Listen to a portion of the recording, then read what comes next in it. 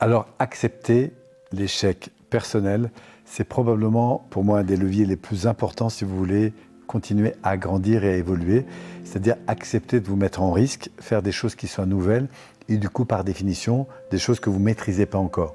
Et ce qui est très important, c'est d'accepter cet échec. Pourquoi? Parce que vous mettre en échec, accepter l'idée que vous n'êtes pas bon dans un domaine, mais de jouer quand même, ça, évidemment, ça va être une clé très très importante, vous l'aurez compris, pour évoluer. Imaginez que vous ayez envie, par exemple, de faire des vidéos, vous n'avez jamais pris votre téléphone et c'est sûr que la première fois que vous allez vous voir en film, vous allez vous voir à l'envers, vous allez vous voir avec une voix que vous n'avez pas l'habitude de vous voir, avec un angle de vue. Et donc, la première impression que vous aurez, c'est un sentiment que vous n'êtes vraiment pas fait pour ça. Et vous avez raison, parce que pour l'instant, vous n'êtes pas encore fait pour ça. Parce que c'est quelque chose que vous n'avez pas maîtrisé. Et c'est ainsi pour à peu près tout. La première fois que vous avez appris à conduire un véhicule, peut-être que vous êtes dit entre le levier de vitesse, le volant, le clignotant à droite, à gauche, le rétroviseur, les pédales, grand-mère qui traverse, ça faisait beaucoup de choses à gérer. Vous avez dit, mais comment font tous ces gens? Et heureusement qu'il y avait plein de gens qui conduisaient pour vous dire, vous aussi, vous allez y arriver. Donc, pour grandir, pour évoluer, pour réussir, il n'y a pas d'autre moyen que de se confronter à l'échec. J'ai même envie de dire, apprendre à échouer. Malheureusement, dans notre culture, ici, on n'a pas trop valorisé l'échec. Et c'est bien dommage parce que c'est grâce à l'autorisation qu'on va se donner à avoir des échecs. Et avoir des échecs, ça ne veut pas dire non plus ne rien en faire. Ça veut dire aussi être attentif aux enseignements que l'on tire. Et dans sa vie personnelle, comme dans tous les autres domaines de sa vie, eh bien, on peut avoir des échecs. Et c'est très important de tenter des choses, que ce soit dans votre relation affective, que ce soit à travers le sport, les activités que vous pouvez avoir, que ce soit dans la relation avec vos membres de votre famille, parfois où c'est compliqué parce qu'il y a des enjeux, il y a des situations qui sont complexes, que ce soit socialement avec vos voisins ou autres. Il y a toujours des situations qui sont nouvelles, des situations sur lesquelles vous n'êtes pas encore très habitué et sur lesquelles ça vaut le coup d'aller jouer. Et encore une fois, en acceptant l'idée que, comme c'est le début, vous ne maîtrisez pas encore complètement les choses.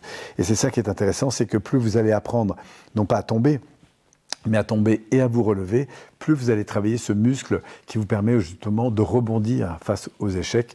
Et c'est tout l'enjeu, évidemment, des métiers dans lesquels nous sommes, nous, aujourd'hui, quand on parle d'évolution personnelle, de développement personnel, c'est d'offrir aux gens ces éléments qui vont leur permettre justement de réagir d'une manière différente face aux situations de frustration, face aux situations qui ne correspondent pas à ce à quoi ils attendent, pour justement prendre en compte ces éléments. Que ce soit un problème d'argent, que ce soit un problème de relation, que ce soit un problème d'incapacité physique, que ce soit un problème d'énergie personnelle, que ce soit une capacité ou une difficulté forte à gérer ses émotions. Toutes ces situations, parce qu'on apprend à les accueillir, parce qu'on apprend à les reconnaître, plutôt que les fuir ou les critiquer, on va les reconnaître, les aimer, et peu à peu les transformer en intégrant évidemment des connaissances, des savoir-faire, des mises en pratique, qui peu à peu, par petits pas par petit pas, vont vous aider évidemment à grandir. Et vous allez voir que ce qui vous paraît un peu miraculeux aujourd'hui va vous paraître banal demain. Et c'est comme ça, la croissance, c'est accepter l'idée qu'on va sortir un peu de sa zone de confort pour entrer dans une zone d'inconfort, pour finalement, à terme, retrouver une zone de confort plus grande. Et c'est ainsi que la vie se passe. Et quand on a décidé d'être dans une dynamique d'évolution, on a décidé de passer de ces zones blanches, noires, c'est-à-dire ces zones d'insécurité, ces zones d'échec, pour rebondir vers des zones plus élevées. Mais sans marche, il n'y a pas d'élévation, et c'est tout l'enjeu de nos échecs. Donc il faut apprendre à aimer les échecs, et surtout en tirer profit, c'est-à-dire tirer des enseignements de ces éléments.